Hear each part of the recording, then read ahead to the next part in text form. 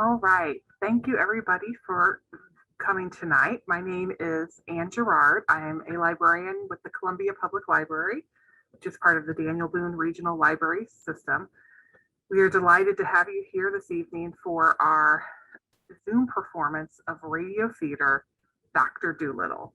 Just sit back, take a step back in time to the days when families gathered around their radios to hear thrilling tales brought to life using only dialogue and their imagination.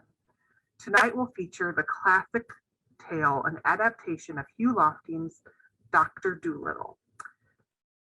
So let's sit back now and enjoy the show. Greetings from the Daniel Boone Regional Library and various homes around Columbia. This evening's performance is the story of Dr. Doolittle, being the history of his peculiar life at home and astonishing adventures in foreign parts. Written and illustrated in 1920 by the British author Hugh Lofting. It was adapted for this performance by Sarah Jost. Starring the voice talents of Sarah Jost, Nathan O'Neill, Dana Bucky, Terry Yates, Eric Moore, Dee Dee Ferris, and Mark Baumgartner, we now present to you the story of Dr. Doolittle. Once upon a time, many years ago, when our grandfathers were little children, there was a doctor, and his name was Doolittle. John Doolittle, MD. MD means that he was a proper doctor and knew a whole lot. He lived in a little town called Puddleby on the Marsh. He was very fond of animals and kept many kinds of pets. Besides the goldfish in the pond at the bottom of his garden, he had rabbits in the pantry, white mice in his piano, a squirrel in the linen closet, and a hedgehog in the cellar. He had a cow with a calf too, and an old horse, 25 years of age, and chickens and pigeons and 2 lambs and many other animals. As time went on, the doctor got more and more animals, and the humans who came to see him for their ailments got less and less, till at last he had no human patients left. If the doctor hadn't had some money saved up in his money box, no one knows what would have happened. And he kept on getting still more pets. And of course, it cost a lot to feed them. And the money he had saved up grew less and less. Then he sold his piano and let the mice live in a bureau drawer. But the money he got for that too began to go. So he sold the brown suit he wore on Sundays and went on becoming poorer and poorer. It happened one day that the doctor was sitting in his kitchen talking with the parrot, Polynesia, who was sitting in the window looking out at the rain. You know what you ought to do? Be an animal doctor. Give the silly people up. They haven't the brains to see you're the best doctor in the world. Take care of animals instead. They'll soon find out. Be an animal doctor. Oh, there are plenty of animal doctors. Yes, there are plenty, but none of them are any good at all. Now listen, doctor, I'll tell you something. Did you know animals can talk? I knew that parrots can talk. Oh, we parrots can talk in 2 languages, people's language and bird language. If I say, Polly wants a cracker, you understand me. But hear this, kaka-oi, fee-fee. Good gracious, what does that mean? That means, is the porridge hot yet? In bird language. My, you don't say so. You never talked that way to me before. What would have been the good? You wouldn't have understood me if I had. Tell me some more. Now, don't go too fast, and I'll write it down. This is interesting, very interesting, something quite new. Give me the bird's alphabet first, slowly now. So that was the way the doctor came to know that animals had a language of their own and could talk to one another. And all that afternoon, while it was raining, Polynesia sat on the kitchen table giving him bird words to put down in the book.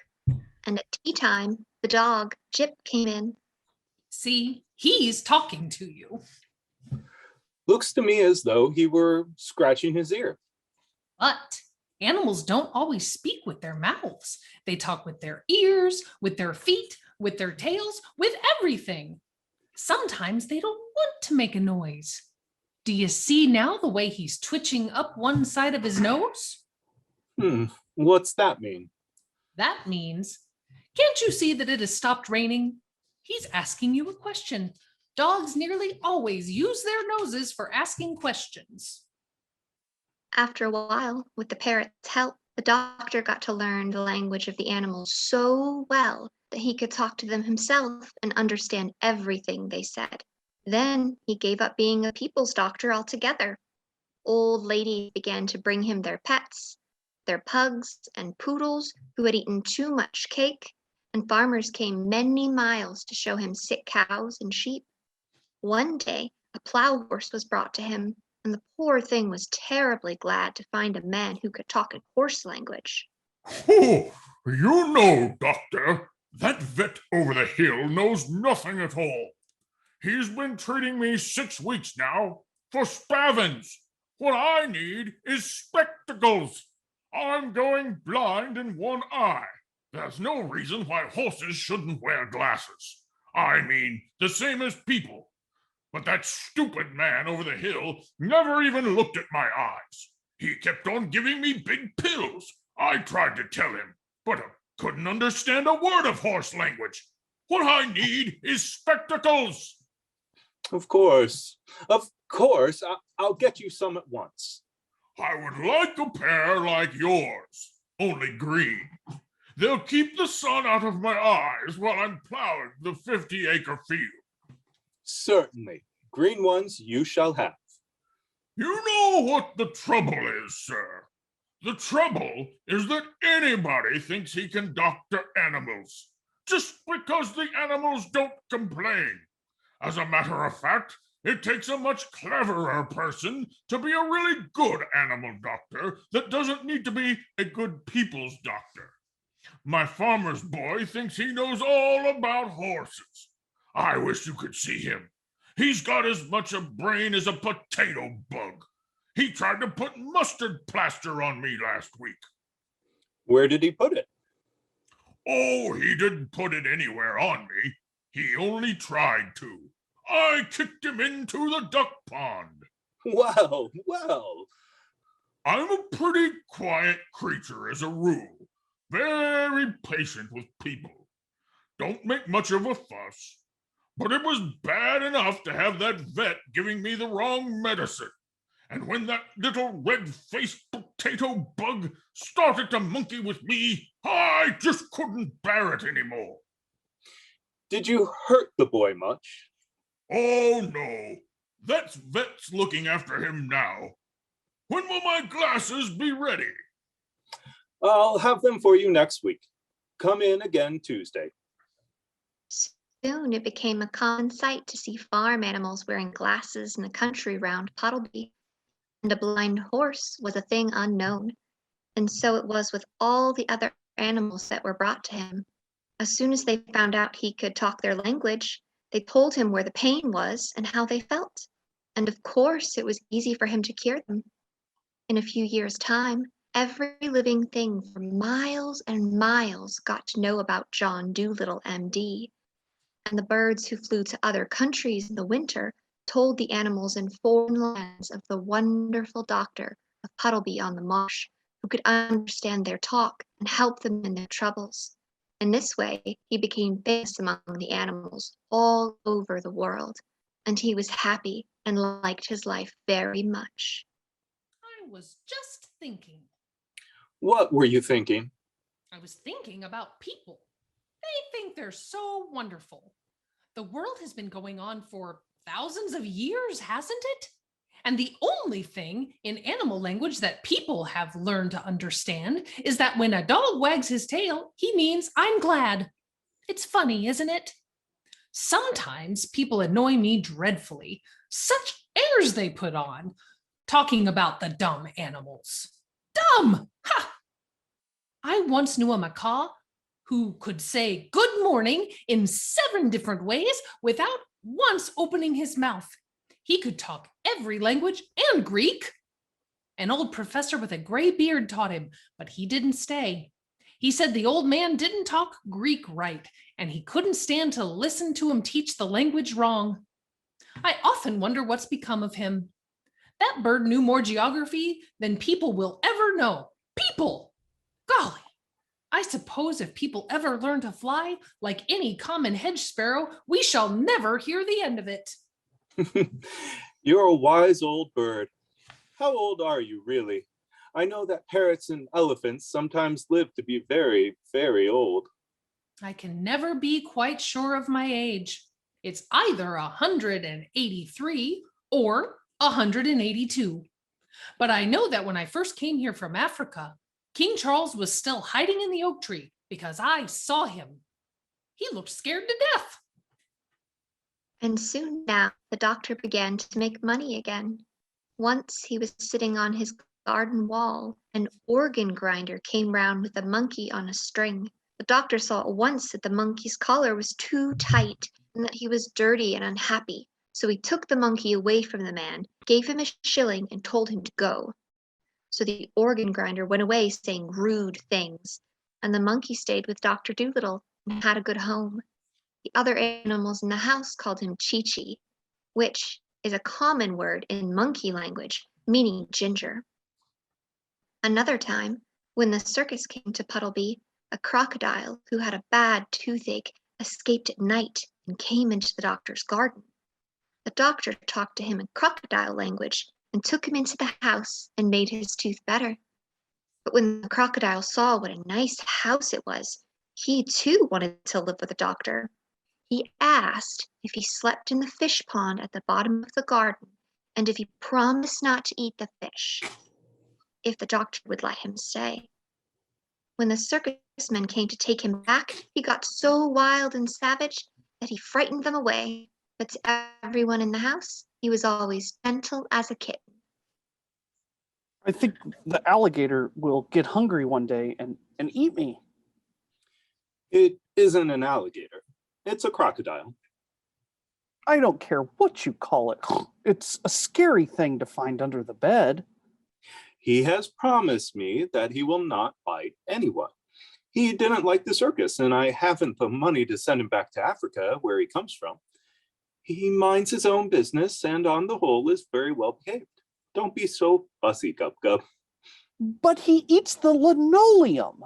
We must treat everyone kindly and fairly, Gub Gub. You tend to roll around in the trash when you can, if I remember correctly. We don't complain about that, even if we don't understand it. I like the smell, but you're right. Kindly and fairly. With all these mouths to feed and the house to look after and no one to do the mending and no money coming in to pay the butcher's bill, things began to look very difficult. One evening, when the doctor was asleep in his chair before the kitchen fire, they began talking it over amongst themselves in whispers. And the owl, Tutu, who was good at arithmetic, figured it out that there was only money enough left to last another week if they each had only one meal a day and no more. I think we ought to do all the housework ourselves. At least we can do that much. After all, it is for our sakes that the old man finds himself so lonely and poor. I will sweep the floors. I will do the cooking and the mending. I will dust and make the beds.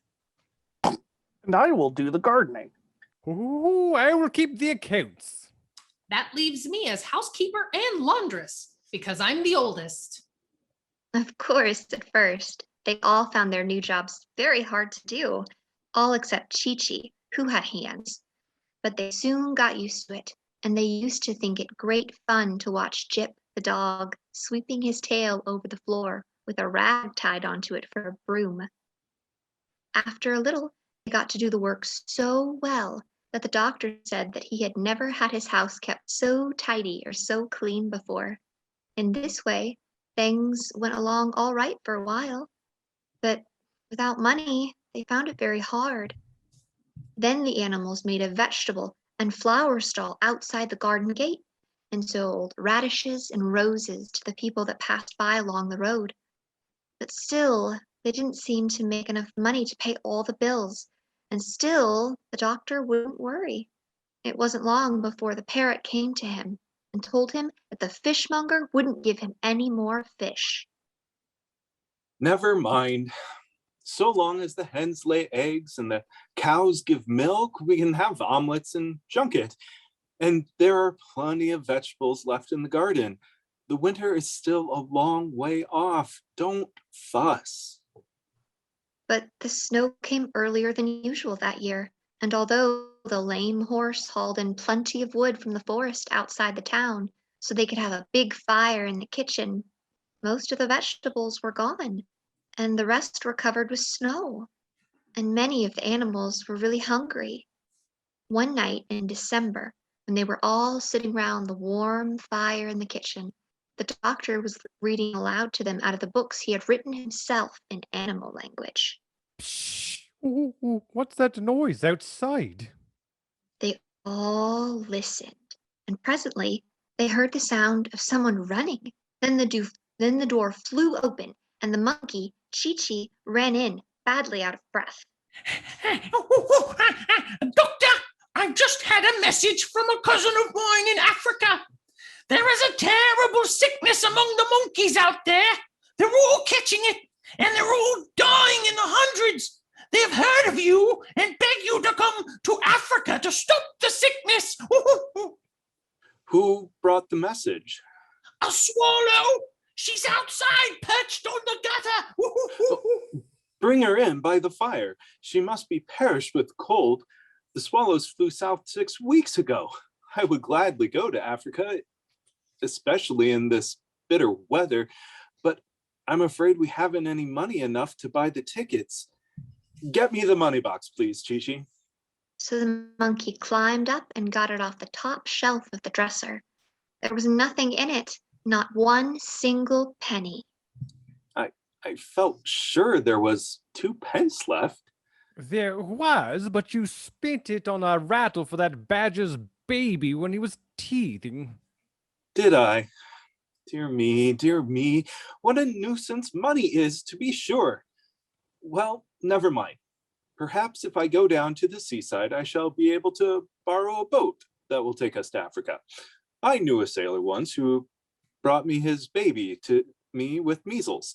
Maybe he'll lend us his boat. The baby got well. So early the next morning, the doctor went down to the seashore. And when he came back, he told the animals it was all right. The sailor was going to lend them the boat. And the crocodile and the monkey and the parrot were very glad and began to sing because they were going back to Africa, their real home. I shall only be able to take you 3, with Jip the dog, Dab Dab the duck, Gub Gub the pig, and the owl, Tutu. The rest of the animals, like the dormice and the water voles and the bats, they will have to go back and live in the fields where they were born till we come home again. But as most of them sleep through the winter, they won't mind that. And besides, it won't be good for them to go to Africa. You must have plenty of pilot bread. Hardtack, they call it. And you must have beef in cans and an anchor. I expect the ship will have its own anchor. Well, make sure, because it's very important. You can't stop if you haven't got an anchor, and you'll need a bell. What's that for? To tell the time by. You go and ring it every half hour, and then you know what time it is. And bring a whole lot of rope. It always comes in handy on voyages. Oh, bother it. We'll need more money for all these things. Goodness. I shall be glad to get to Africa where the animals don't need any. I'll go and ask the grocer if he'll wait for his money till I get back. No, I'll send the sailor to ask him. So the sailor went to see the grocer, and presently he came back with all the things they wanted. Then the animals packed up, and after they had turned off the water so the pipes wouldn't freeze, and put up the shutters, they closed the house and gave the key to the old horse that lived in the stable. And when they had seen that there was plenty of hay in the loft to last the horse through the winter, they carried all their luggage down to the seashore and boarded the boat. Where are the beds? It's 4 o'clock in the afternoon, and I need a nap. Below deck, in the cabins. Come along, I'll show you. Why, that isn't a bed. That's a shelf. Beds are always like that on ships. It isn't a shelf. Climb up into it and go to sleep. That's what you call a bunk. I don't think I don't think I'll go to bed quite yet. I'm too excited. Everything is so different. Well, this is your first trip. You'll get used to life after a while. Now, for 6 whole weeks, they went sailing on and on, following the swallow who flew before the ship to show them the way. At night, she carried a tiny lantern so that they should not miss her in the dark, and the people on the other ships that passed said that the light must be a shooting star. As they sailed further and further into the south, it got warmer and warmer. Polynesia, Chi-Chi, and the crocodile enjoyed the hot sun to no end. But the pig and the dog and the owl, Tutu, could do nothing in such weather, and they sat at the end of the ship in the shade of a big barrel with their tongues hanging out, drinking lemonade. Get me the telescope, Chi-Chi. Our journey is nearly ended. Very soon we should be able to see the shores of Africa. And about half an hour later, sure enough, they thought they could see something in front that might be land. But it began to get darker and darker, and they couldn't be sure. Then a great storm came up with thunder and lightning. The wind howled, and the rain came down in torrents, and the waves got so high they splashed right over the boat. Presently there was a big bang, and the ship stopped and rolled over on its side. What's happened? I'm not sure, but I think we're shipwrecked. Tell the duck to get out and see. Quack. We've struck a rock. There's a big hole in the bottom of the ship, and water was coming in. We're sinking. We must have run into Africa. Dear me, dear me. Well, we must all swim to land. I don't know how to swim. Me either. Get the rope. I told you it would come in handy. Where's that duck? Come here, Dab Dab. Take this end of the rope. Fly to the shore and tie it onto a palm tree. And we'll hold onto the other end of the ship here. Then those who can't swim must climb along the rope until they reach the land. That's what you call a lifeline. So they all got safely to shore, some swimming, some flying, and those that climbed along the rope brought the doctor's trunk and handbag with them. But the ship was no good anymore, with the big hole in the bottom, and presently the rough sea beat it into pieces on the rocks, and the timbers floated away. Then they all took shelter in a nice dry cave they found, high up in the cliffs, till the storm was over. When the sun came out the next morning, they went down to the sandy beach to dry themselves. Dear old Africa. It's good to get back. Just think, it'll be 169 years tomorrow since I was here. And it hasn't changed a bit. Same old palm trees, same old red earth, same old black ants. There's no place like home. It was a long, long journey to the land of the monkeys, but they always had plenty to eat and drink because Chi-Chi and Polynesia knew all the different kinds of fruits and vegetables that grow in the jungle and where to find them. At night, they slept in tents made of palm leaves on thick, soft beds of dried grass, and after a while, they got used to walking such a lot and did not get so tired and enjoyed the life of travel very much. But they were always glad when the night came and they stopped for their resting time. Then the doctor would make a little fire out of sticks, and after they had had their supper, they would sit listening to Polynesia singing songs about the sea or to Chi-Chi telling stories of the jungle. He told them of the great mammoths and lizards as long as a train that wandered over the mountains in those times, nibbling from the treetops. And often they got so interested listening that when he had finished, they found their fire had gone right out and they had to scurry round to get more sticks to build a new one. One day, Chi-Chi climbed up a high rock and looked out over the treetops. When he came down, he said they were now quite close to the land of the monkeys and would soon be there. But that same evening, sure enough, they saw Chi-Chi's cousin and a lot of other monkeys who had not yet got sick, sitting in the trees by the edge of the swamp, looking and waiting for them. And when they saw the famous doctor had really come, these monkeys made a tremendous noise, cheering and waving leaves and swinging out of the branches to greet him. They wanted to carry his bag and his trunk and everything he had. And one of the bigger ones even carried Gub Gub, who had got tired again. Then the two of them rushed on in front to tell the sick monkeys that the great doctor had come at last. Before they could get into the land of the monkeys, they came to a steep cliff with a river flowing below. The land of the monkeys was on the other side, across the river. Golly, how are we ever going to get across? The bridge! Quick! Make the bridge! Get lively! A bridge! A bridge! The doctor began to wonder what they were going to make a bridge out of, and he gazed around to see if they had any boards hidden any place. But when he looked back at the cliff, there, hanging across the river, was a bridge all ready for him, made of living monkeys. For while his back was turned, the monkeys, quick as a flash, had made themselves into a bridge just by holding hands and feet. Walk over! Walk over! All of you!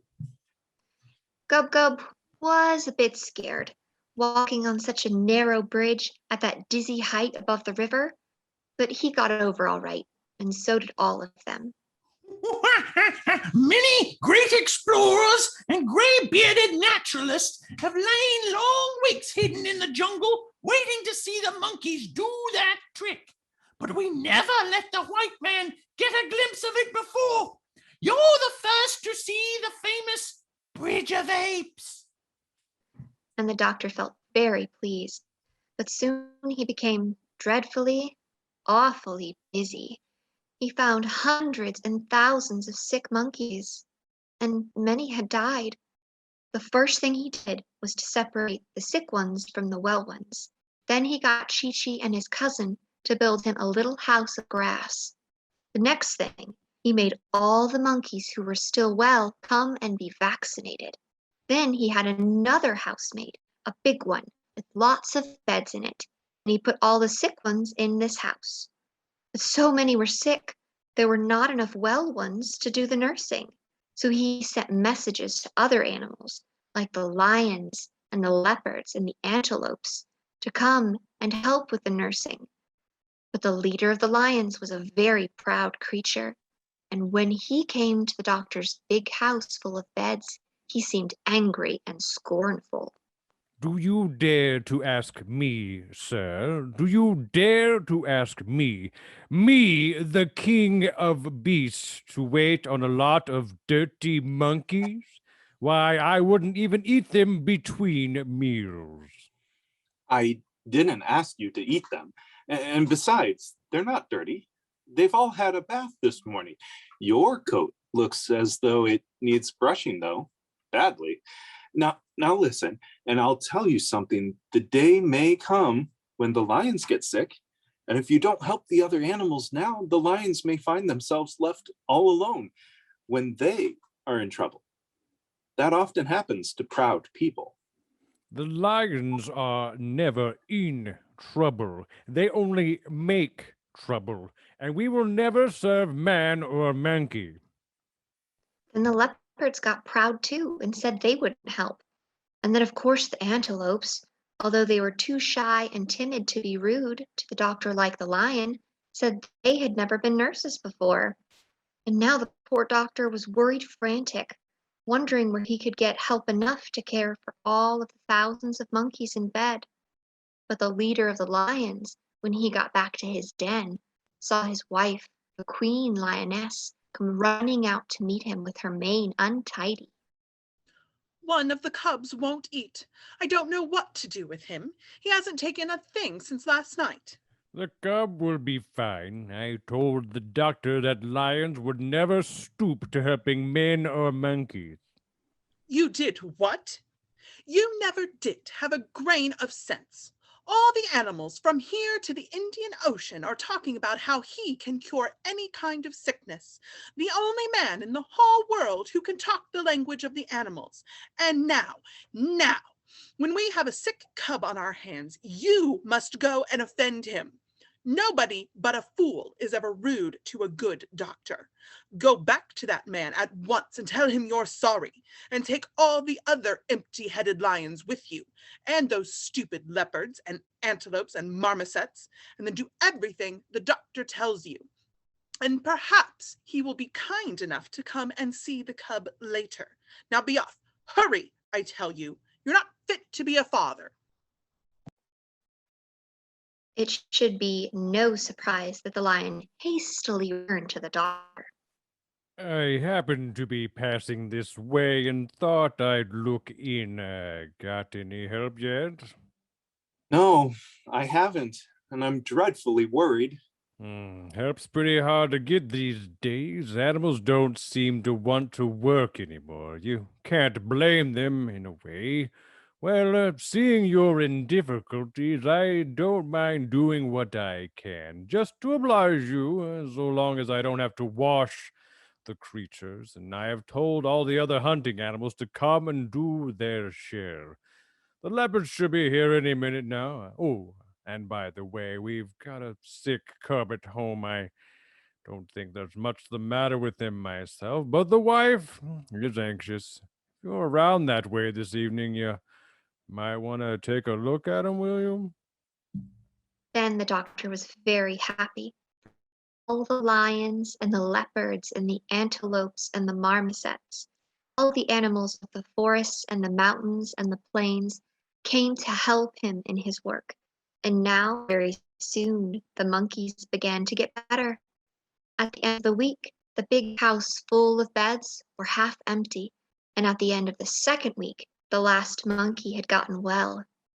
Then the doctor's work was done, and he was so tired he went to bed and slept for 3 days without even turning over. Chi-Chi stood outside the doctor's door, keeping everybody away till he woke up. Then John Doolittle told all the animals that he must now go back to Puddleby. They were very surprised at this, for they had thought that he was going to stay with them forever. And that night, they got together in the jungle to talk it over. Why is the doctor going away? Is he not happy here with us? I think we should all go to him and ask him to stay. Perhaps if we make him a new house and a bigger bed, and promise him plenty of animals to help him with his work, perhaps then he will not wish to go. Quack. I'm afraid it is useless to ask the doctor to stay. He owes money in Puddleby, and he says he must go back and pay it. What is money? Oh, things are very different in the land of men, Major. You can get nothing without money, and you can do nothing without money. It's almost impossible to live without money. But can you not even eat and drink without paying? We marmosets would never stand for such a thing. These men be strange creatures. Who would wish to live in such a land? How paltry. When we are coming to you, we had no boat to cross the sea in and no money to buy food to eat on our journey, so a man lent us some biscuits, and we said we would pay him when we came back. And we borrowed a boat from a sailor, but it was broken on the rocks when we reached the shores of Africa. Now the doctor says he must go back and repay our debts. It is the honorable thing to do. I do not think we ought to let this good man leave our land till we have given him a fine present to take with him, so that he may know we are grateful for all that he has done for us. I think that too. 50 bags of coconut, 100 bunches of bananas. At least he shall not have to buy his fruit in the land where you pay to eat. Those things would be too heavy to carry so far, and would go bad before half was eaten. If you want to please him, you should give him an animal. You may be sure he will be kind to it. Give him some rare animal they've not got in the menageries. What are menageries? Menageries are places in the land of the men where animals are put in cages for people to come and look at. These men are like thoughtless young ones, stupid and easily amused. A menagerie sounds like a prison. What rare animal should we give the doctor? Do they have iguanas over there in the land of men?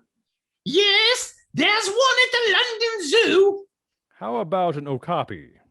Yes, in Belgium, where my organ grinder took me 5 years ago, they had a new copy in this big city they call Antwerp. I wonder, have they push me, pull you? Oh, no man has ever seen a push me, pull you. Let us give the doctor that. Push me pull yous are now extinct. That means there aren't any more. Long ago, there were still some left in the deepest jungles of Africa, and even then, they were very, very scarce. They had no tail, but a head at each end, with sharp horns on each head. They were very shy and terribly hard to catch because no matter which way you came towards them, they were always facing you.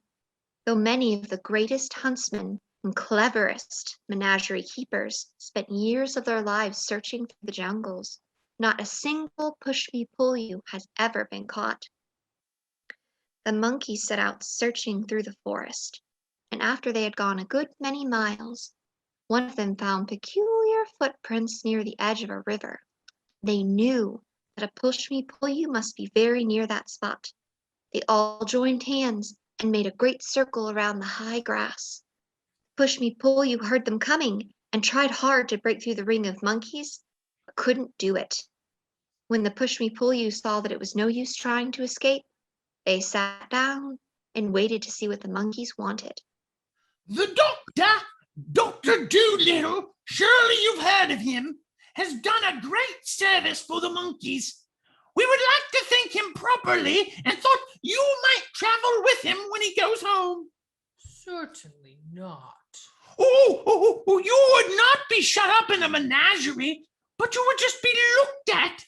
The doctor is a very kind man, but he hasn't any money, and people would pay to see a two-headed animal, and the doctor would get rich and could pay for the boat he borrowed to come to Africa.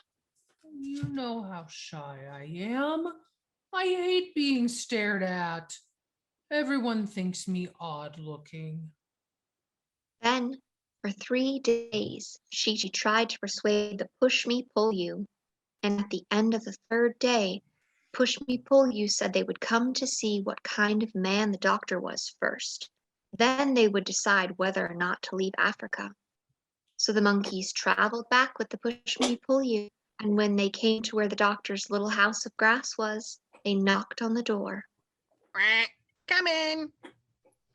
Who in the world is this? Lord save us. How does it make up its mind? Doctor, this is the push me, pull you, the rarest animal of all the African jungles, the only two-headed beast in the world. Take it home with you, and your fortune's made. People will pay any amount of money to see it. But I don't want any money. Yes, you do. Don't you remember how we had to pinch and scrape to pay the butcher's bill in Puddleby? And how are you going to get the sailor the new boat you spoke of unless we have the money to buy it? I was gonna make him one. Oh, do be sensible. Where would you get all the wood and the nails to make one with? And besides, what you going to live on? We shall be poorer than ever when we get back. Chi-Chi's perfectly right. Take the funny-looking thing along. Well, perhaps there is something in what you say. it certainly would be a nice new companion. But does the pull me push you want to go aboard? Yes, I'll go.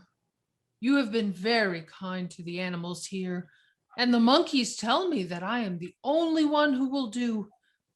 But you must promise me that if I do not like it in your country, you will send me back. Why, certainly, of course, of course. Surely you are related to the deer family, are you not? Yes, to the Abyssinian gazelles and the Asiatic chamois on my mother's side. My father's great grandfather was the last of the unicorns. Most interesting. I noticed that you only talk with one of your mouths. Can't the other head talk as well? Oh, yes, but I keep the other mouth for eating, mostly. In that way, I can talk while I'm eating without being rude. Our people have always been very polite. When the packing was finished and everything was ready to start, the monkeys gave a grand party for the doctor, and all the animals of the jungle came, and they had pineapples and mangoes and honey and all sorts of good things to eat and drink. My friends, I am not clever at speaking long words after dinner like some men, and I have just eaten many fruits and much honey. But I wish to tell you that I'm very sad at leaving your beautiful country. After I have gone, remember never to let the flies settle on your food before you eat it, and not to sleep on the ground when the rains are coming. I hope you will all live happily ever after.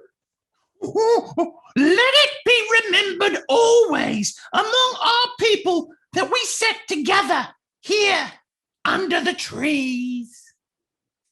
Then, when the party was over, the doctor and his pets started out to go back to the seashore, and all the monkeys went with him as far as the edge of their country, carrying his trunk and bags to see him off.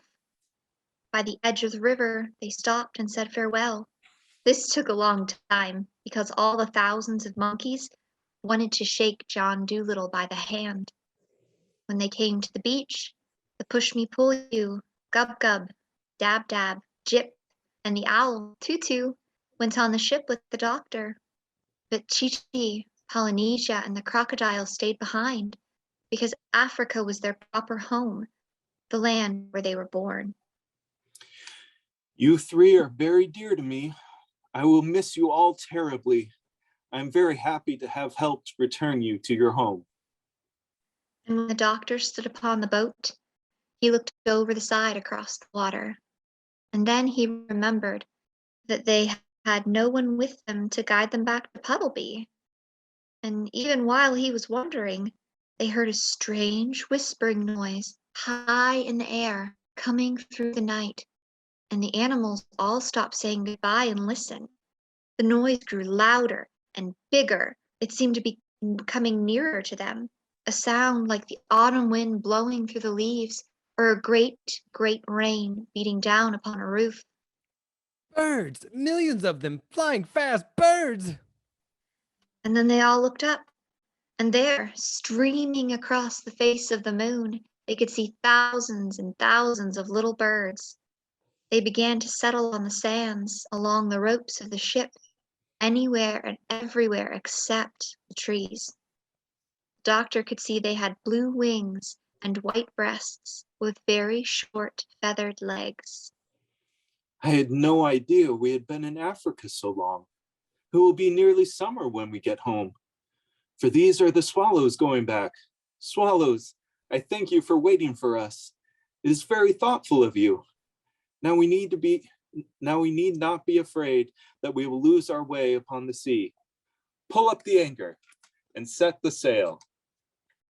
When the ship moved out upon the water, those who stayed behind, Chi-Chi, Polynesia, and the crocodile grew terribly sad, for never in their lives had they known anyone they liked so well as Dr. John Doolittle of Puddleby on the Marsh. And after they had called goodbye to him again and again and again, they still stood there upon the rocks, waving till the ship was out of sight. Sailing homeward, the doctor's ship had to pass the coast of Barbary. It is a wild, lonely place, all sand and stones, and it was here that the Barbary pirates lived. These pirates used to wait for sailors to be shipwrecked on their shores, and often, if they saw a boat passing, they would come out in their fast-sailing ships and chase it.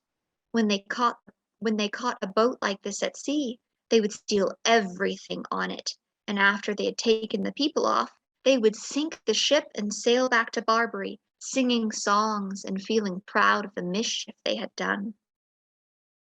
Now one sunshiny day, the doctor and Dab Dab were walking up and down the ship for exercise. A nice, fresh wind was blowing the boat along, and everybody was happy. Presently, Dab Dab saw the sail of another ship a long way behind them on the edge of the sea. It was the red sail. Meh, I don't like the look of that sail. I have a feeling it isn't a friendly ship. Meh, I'm afraid there is more trouble coming to us.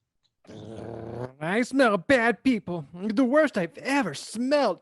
I smell trouble. I smell a fight. 6 bad scoundrels. Arf, arf.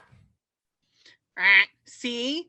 That boat is nearer now. You can count its 3 big sails, all red. Whoever it is, they're coming after us. I wonder who they are. Their ship is very swift. They are surely the pirates of Barbary.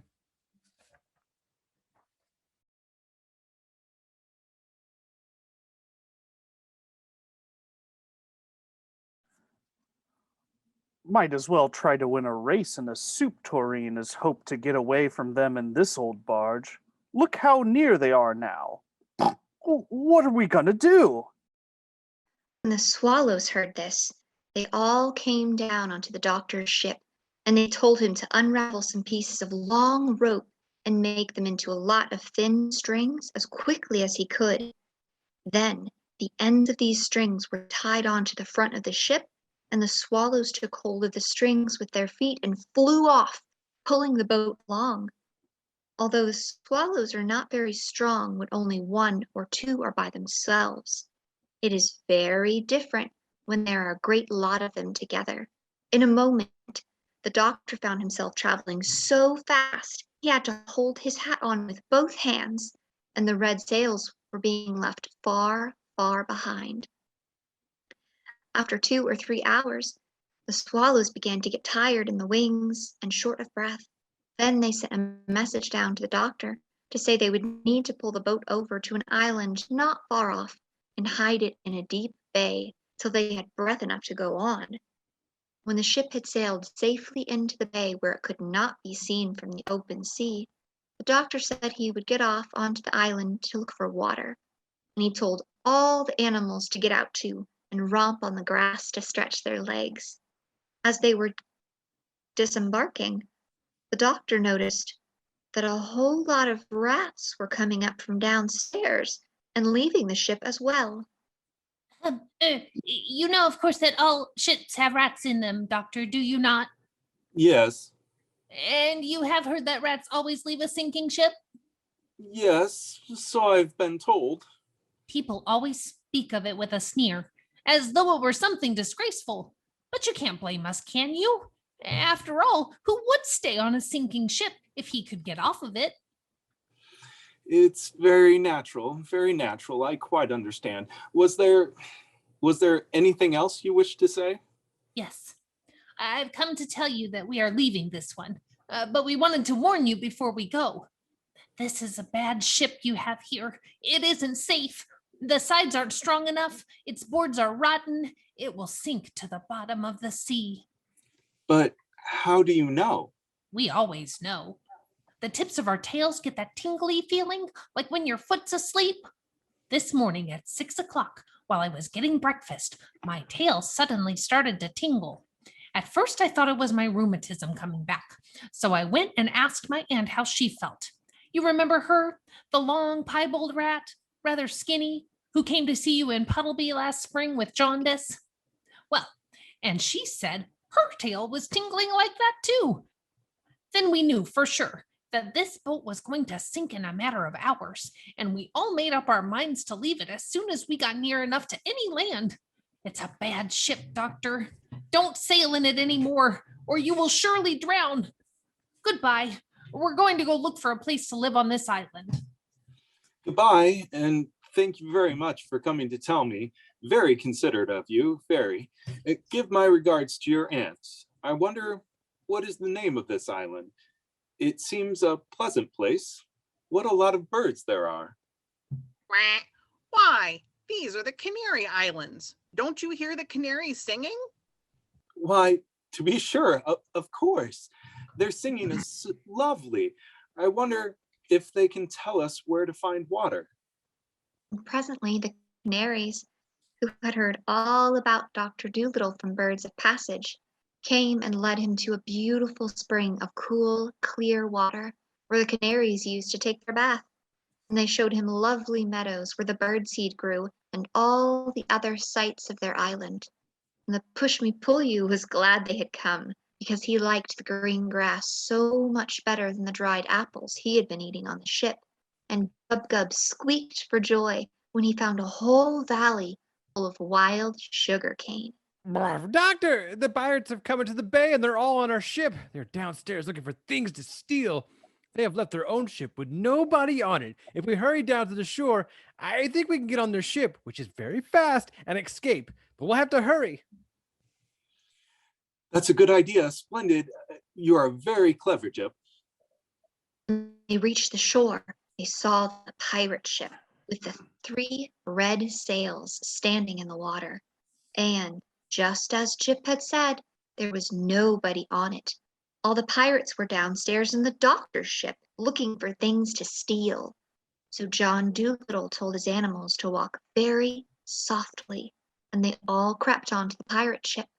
Everything would have gone all right if the pig had not caught a cold in his head while eating the damp sugar cane on the island.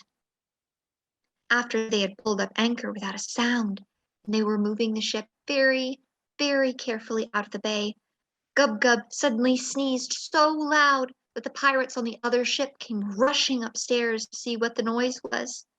As soon as they saw that the doctor was escaping, they sailed the other boat right across the entrance to the bay so that the doctor could not get out into the open sea.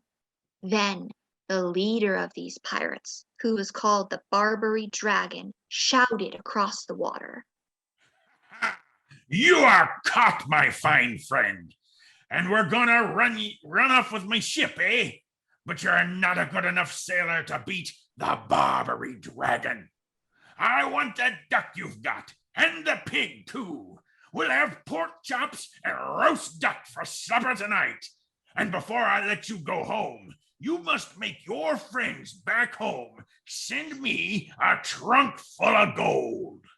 Rat, rat. Keep them talking, Doctor. Be pleasant. Our old ship is bound to sink soon. Rat. The rats said it would be at the bottom of the sea in a few hours, and the rats are never wrong. Be pleasant till the ship sinks under them. Well, I'll do my best.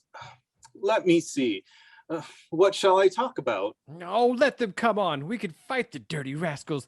There are only 6 of them. I'd love to tell that collie next door when we get home that I had bitten a real pirate. Let them come. We can fight them. Thunder and lightning! The boat's leaking. But surely if this old boat were sinking, we should see the rats leaving it. You great duffers. There are no rats there to leave. They left 2 hours ago. Puh. But of course, the pirates did not understand the dog. Soon, the front end of the ship began to go down and down, faster and faster, till the boat looked almost as though it was standing on its head, and the pirates had to cling to the rails and the masts and the ropes and anything to keep from sliding off. And at last, the ship plunged right down to the bottom of the sea, making a dreadful gurgling sound, and the pirates were left bobbing about in the deep water of the bay. The sharks! The sharks are coming! Let us get on the ship before they eat us! Help! Help! The sharks! The sharks! And now the doctor could see all over the bay the backs of big fishes swimming swiftly through the water, and one great shark came near the ship, poking his nose out of the water. Are you the great John Doolittle, famous animal doctor? Yes, that is my name. We know these pirates to be a bad lot, especially Barbary Dragon. If they are annoying you, we'll gladly eat them up, and then you won't be troubled anymore. Thank you. This is really most attentive, but I don't think it will be necessary to eat them. Don't let any of them reach the shore until I tell you. Just keep swimming about, will you? All right, but if you change your mind, we'll gladly eat them, I assure you. Please remember that. Listen, Barbary Dragon, you have been a very bad pirate, and I understand that you have killed many people. These good sharks here have offered to eat you. And 'twould indeed be a good thing if the seas were rid of you. But if you will promise to do as I tell you, I will let you go in safely. Oh, what must I do? You must kill no more people. You must stop stealing. You must never sink another ship. You must give up being a pirate altogether. But what shall I do then? How shall I live? You and all your crew must live on this island and be birdseed farmers. You must grow birdseed for the canaries. Grow birdseed? Can't I be a sailor? No, you cannot. You have been a sailor long enough and sent many stout ships and good people to the bottom of the sea. For the rest of your life, you must be a peaceful farmer. The sharks are waiting. Do not waste any more of their time. Make up your mind. Thunder and lightning. Birdseed? Very well. We'll be farmers. That's better than being eaten by the sharks. If you do not keep your promise, if you start killing and stealing again, I shall hear of it, because the canaries will come and tell me. And be very sure that I will find a way to punish you, for though I may not be able to sail a ship as well as you, so long as the birds and the beasts and the fishes are my friends, I do not have to be afraid of a pirate such as you. Now go, be a good farmer, and live in peace. Having thanked the sharks again for their kindness, the doctor and his pets set off once more on their journey home in a swift ship with 3 red sails. Quack. Doctor, this ship of the pirates is simply beautiful. Absolutely. The beds downstairs are made of primrose silk with hundreds of big pillows and cushions. There are thick, soft carpets on the floors. The dishes are made of silver. Hoo-hoo-hoo. And there's all sorts of good things to eat and drink. Special things. The larder, well, it's just like a shop. That's all. You've never saw anything like it in your life. Quack. They kept 5 different kinds of sardines. Can you believe it? 5! Come and look. Quack, quack, quack. So the doctor went downstairs. He saw that it was indeed a beautiful ship. They discovered a lot of new and wonderful things that the pirates must have stolen from other ships.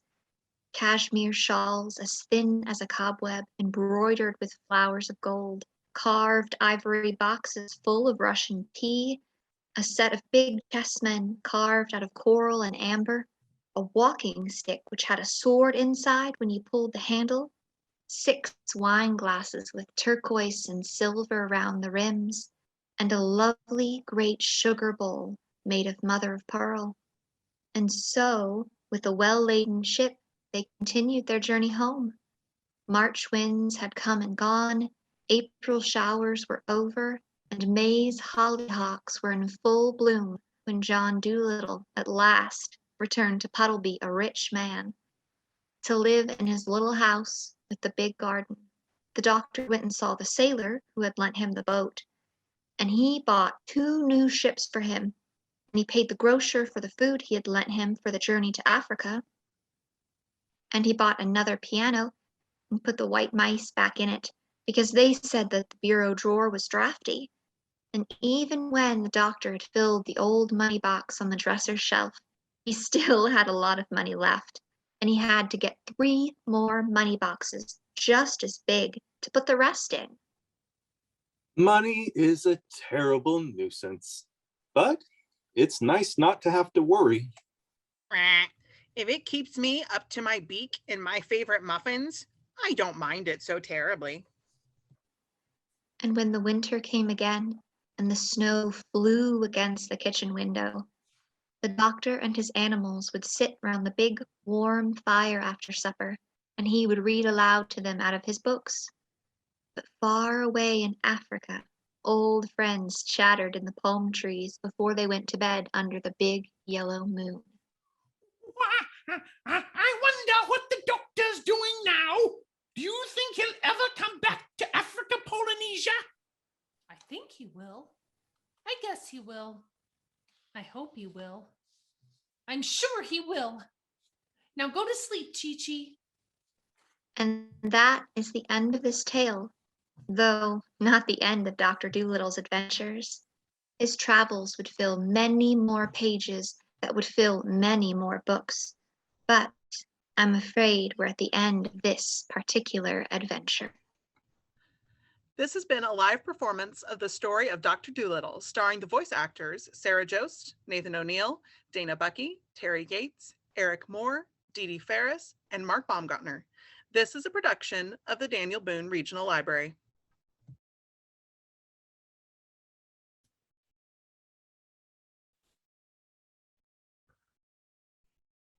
Well, I would like to be the first to offer a round of applause for that delightful production. It looks like we don't have any questions in the chat box right now, but if any of our viewers have any questions for our performers, please feel free to go ahead and put those in the chat box and we will share that with them. In the meantime, I was hoping each of the performers could turn on their cameras and introduce themselves and their characters that they performed.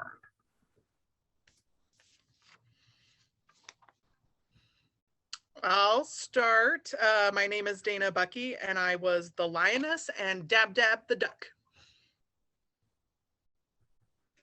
My name's Dee Dee, and I played Polynesia and Push Me, Pull You, and the rat.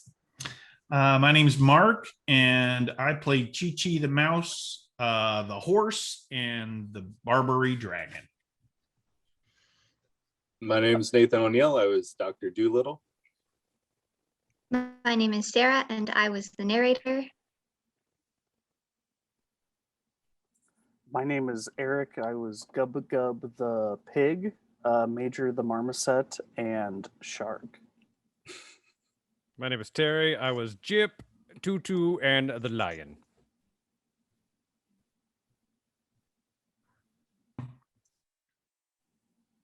Were you guys, the actors, are you guys familiar with this story prior to the production? The fun. I'd seen the Eddie Murphy film in my my youth, my salad days, if you will. Okay, so do you feel like that Eddie Murphy version affected your performance in any way? I don't remember any of it at all. I remember that Eddie Murphy was in it and that he played a lot of the characters. But no, so I can't say that it did personally. Oh, look, we have an actual animal in our production. What's this pup's name? It's Buckley. This Hi, is Buckley. You may have heard him growling a bit, but I think I muted most of them. But So one of our attendees is asking who was Dr. Doolittle, and I believe it's the fellow with the dog there, right? yep, that was me. Okay.